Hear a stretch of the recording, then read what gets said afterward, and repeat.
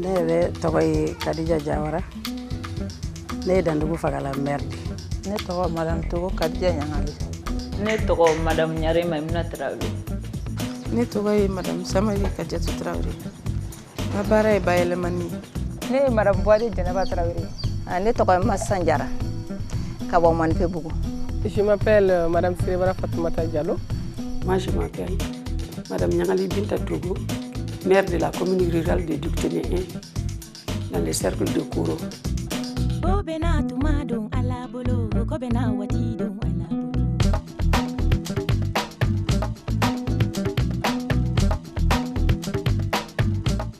Le Mali est un grand pays de l'Afrique de l'Ouest et qui s'étend sur une zone géographique de type sahélienne où les conditions climatiques sont aujourd'hui difficiles en raison du réchauffement global et de la déforestation importante sur ce territoire aux terres peu fertiles et insuffisamment irriguées. Pourtant, l'agriculture représente l'activité économique majoritaire dans ce pays. En effet, le secteur primaire occupe près de 75% de la population active du pays. Cependant, seulement 37% des femmes rurales sont des actives occupées. Le système patriarcal aidant, les exploitations agricoles sont essentiellement dirigées par des hommes, et ce, à 97%. Jusqu'à présent, les femmes ont été marginalisées à travers l'absence d'opportunités, l'absence de chances et le manque d'accès aux ressources de développement. ONU Femmes fait du plaidoyer, développe des programmes pour que des ressources soient mises à disposition des femmes pour que le travail énorme qu'elles font dans l'économie malienne puisse être formalisé et connecté au circuit formel économique. ONU Femmes, en 2012, réalise le programme Énergie pour la réduction des inégalités genre dans le contexte de l'insécurité alimentaire et du changement climatique. Une opération financée par le Royaume de Suède à hauteur de 3 millions de dollars US. Et donc, ONU Femmes et la FAO ont conçu ce programme bicéphale où il y a une dimension de production dont s'occupe la FAO et une dimension de transformation et de commercialisation dont s'occupe ONU Femmes. 10 communes vulnérables, ciblées avec l'aide du ministère du Développement rural, ont été choisies pour être aidées par le programme. C'est pour aider les femmes à améliorer et puis alléger les tâches même des femmes. Donc on nous a expliqué tout ça et le programme a été lancé. Mais les communes dirigées par les femmes ont été prioritaires. Mais il y a d'autres communes qui se sont ajoutées là-dessus. Nous avons accepté ce projet car nous, les femmes, étions trop désœuvrées ici. Nous sommes des femmes de la brousse, nous ne sommes au courant de rien. L'ONU Femmes est venue pour aider les femmes. Nous sommes dans le besoin et c'est pour cette raison que nous avons accepté. Nos maris aussi ont accepté et donc le projet s'est installé ici. On a signé des accords et les travaux ont débuté à partir de là. Le centre dans lequel nous nous trouvons a été construit grâce à ça. ONU Femmes a procédé à la mise en place d'unités de transformation et de commercialisation des produits locaux. Ces unités doivent disposer d'un système à énergie renouvelable afin d'améliorer les bénéfices engendrés par ces activités économiques tout en préservant l'environnement. La composante énergétique de l'installation de ces unités est revenue à l'AMADER, Agence malienne pour le développement de l'énergie domestique et de l'électrification rurale. D'abord, le pays est très vaste. Le pays est très vaste, l'habitat est dispersé et il n'est pas évident de faire un réseau qui maille tout le pays. Au niveau du monde rural, donc le taux d'électrification est de 18%. Donc ce programme s'assure que la technologie qui est utilisée est une technologie qui est adaptée à l'environnement sahélien dans lequel nous opérons et que l'énergie qui est utilisée est une énergie renouvelable. Les brûleurs de gaz. Un des enjeux du programme est de réduire le temps que les femmes passent aux corvées quotidiennes domestiques afin de leur donner la possibilité de pratiquer une activité génératrice de revenus. Beaucoup de produits sont transformés. Le sumbala, des jus, etc. Nous transformons beaucoup de mangue en jus et en confiture. Nous transformons les éguenets en jus concentré et du lait.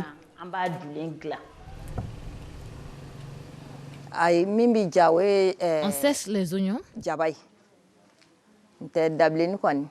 On transforme le bissap en sirop. L'arachide est transformé en pâte. Ils nous ont fourni des frigos, ils ont électrifié l'atelier. Tout ce dont nous avons besoin pour faire la transformation des produits. Quand le projet a installé les panneaux solaires, ça a été une merveille. Ça nous donne la lumière, nos frigos marchent avec aussi, et puis tout le monde peut charger son portable avec. Afin d'assurer la durabilité de ces installations, le programme a prévu de former les populations, ces femmes, pour l'essentiel peu alphabétisées et non familiarisées avec l'entrepreneuriat. On a aussi renforcé les capacités de ces femmes-là, de ces groupements de femmes. Les femmes ont été formées beaucoup plus en technique de gestion et de création de micro-entreprises. Depuis leur identification jusqu'à la mise en place des réseaux, la mise en place des comités de gestion de ces unités-là, la mise en place du comité de suivi de ces fonds. Là, on va faire des produits à valeur ajoutée. On va faire quoi? On va faire des croquettes de poisson. Ça a facilité beaucoup de choses. On a reçu des formations, on a appris beaucoup de métiers qu'on ne connaissait pas et on a plus de débouchés économiques. Apprendre des nouveaux métiers, c'est très bénéfique.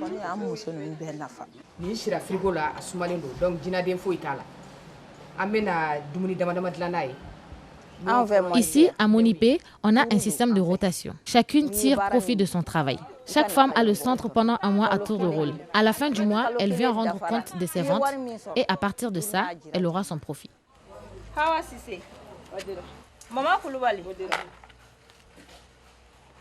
Aprofem et Onifam ont collaboré à Monipé-Bougou pour former les femmes. Aprofem a formé les femmes dans les techniques de transformation de produits agricoles. Il s'agit de transformer l'arachide en pâte, le bissap en sirop, en confiture et en nectar. Chacune de nous peut transformer à présent ses fruits toute seule. Une deuxième composante du programme a été la fourniture et la sensibilisation des familles aux foyers dits améliorés. Ça, c'est deux dispositifs. Ça, c'est avec le bois, vous enlevez l'intérieur. Mais quand vous voulez prendre avec le charbon, vous mettez l'intérieur. Voilà. Et si vous prenez notre bilan énergétique, la consommation finale d'énergie est assurée à hauteur de 75% par le bois énergie. Donc, ce qui constitue une très forte pression sur les formations forestières qui existent. Il y a une grande différence entre ces foyers et les anciens foyers. Dans les anciens foyers, je mettais beaucoup de bûches et ça ne suffisait pas pour cuisiner. Mais depuis que j'utilise le foyer amélioré, 3 bûches sont suffisantes pour la cuisine. Cela me permet d'aller à l'unité pour y travailler et revenir tôt. Le nouveau foyer m'a donné cet avantage-là.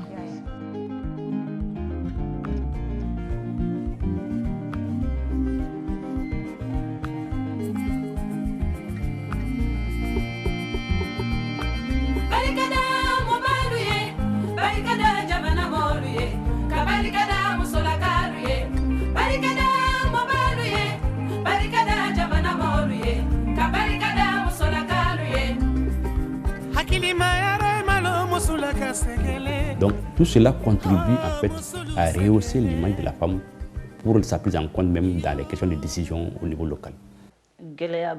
On avait beaucoup de problèmes ici. Étant femme de la brousse, notre seul rôle était la cuisine. La femme ne doit pas avoir la terre parce que la femme est l'éternelle étrangère dans une famille. Elle est venue d'une autre famille.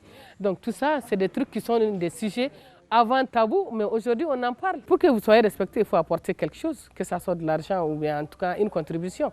Là, il va arriver à un moment, aucune décision ne sera prise sans vous.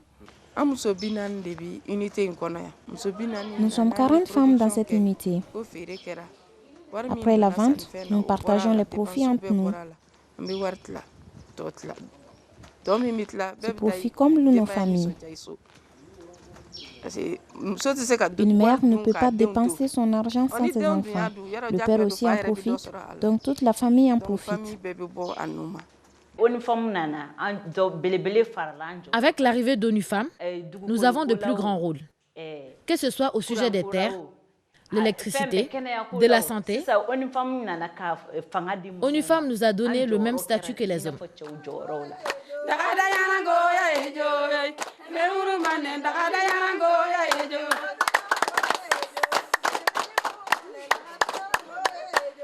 À ce jour, le programme est une réussite au regard des objectifs qu'il s'était fixés. Il y a des coins où ça marche à 100%, il y a des coins où ça ne marche pas à merveille, mais de façon globale, on peut dire que le résultat est satisfaisant. On gagne beaucoup, Dieu merci. On ne travaille pas pour rien. Avant, à cette période, la commune serait endettée. Les salaires n'auraient pas été payés. Mais à présent, ça a été l'opportunité pour nous de payer toutes nos dettes. Il y a un certain nombre de décisions qui commencent par être prises par les femmes et qui témoignent de leur appropriation du processus et de la technologie qui a été proposée. Ici, on est dans une unité de transformation et de commercialisation de poissons. Dans les discussions, on a montré qu'on avait des difficultés, on avait des lacunes qu'il faut combler pour vraiment améliorer notre condition de travail. Et les femmes ont demandé à ce que cette poissonnerie puisse être déplacée. On va transporter carrément l'unité ici, parce qu'on le faisait dans des locaux qui ne sont pas non adéquats. Donc maintenant, avec ONU Femmes, avec cette unité, on va essayer d'être dans la norme et la qualité. Et là aussi, ça va augmenter notre valeur marchande, notre valeur ajoutée, tout ça. L'unité de transformation nous a premièrement apporté l'entente. On se rend visite, on s'entraide quand certains ont des problèmes. C'est quelque chose qui n'existait pas avant. Quand on est dans un groupe, dans un réseau, entre ensemble et qu'on a les mêmes idées, donc chacune dans l'organisation, elle sent qu'il y a un dynamisme derrière elle. Donc c'est ça, cette force-là, cette union-là, qui donne la force à tout chacun de nous dans le groupe. Dans un village où les femmes sont unies, les hommes aussi seront unis. Et ça, c'est une bonne chose pour nous tous. Après 2 ans d'existence, le programme peut dorénavant se poser des questions sur l'avenir. Nous voudrions aller plus loin et on ne veut pas que le projet s'arrête à mi-chemin. Nous ferons de notre mieux, mais qu'on nous aide aussi. Si nous ne nous décourageons pas, le projet vivra. Nous espérons que ce projet d'ONU Femmes ne s'arrêtera pas seulement à notre commune. Que ça se propage au-delà. Vraiment, il faut reconnaître qu'il y a des avancées. En tout cas, le fait d'en parler, c'est une grande avancée. Je dis qu'il faut accorder à la femme plus de temps, plus d'attention, c'est-à-dire tous les facteurs de développement. Il lui faut la terre, les semences, les équipements, la santé, tout ce qu'on croit qu'elle ne doit pas avoir. Si nous en sommes arrivés là, c'est parce que nos maris ont accepté. Il n'est pas facile de faire entendre raison à un homme bambara. Nous les remercions pour leur compréhension. Enfin, nous remercions ONU Femmes et nous leur rendons grâce. Ils nous ont aidés à nous épanouir. Nous leur en sommes reconnaissantes.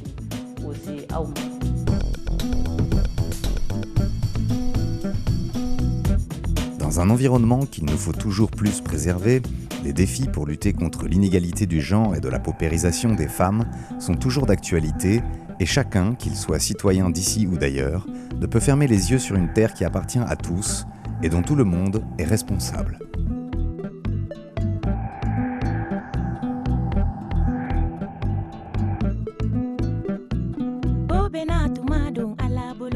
Bena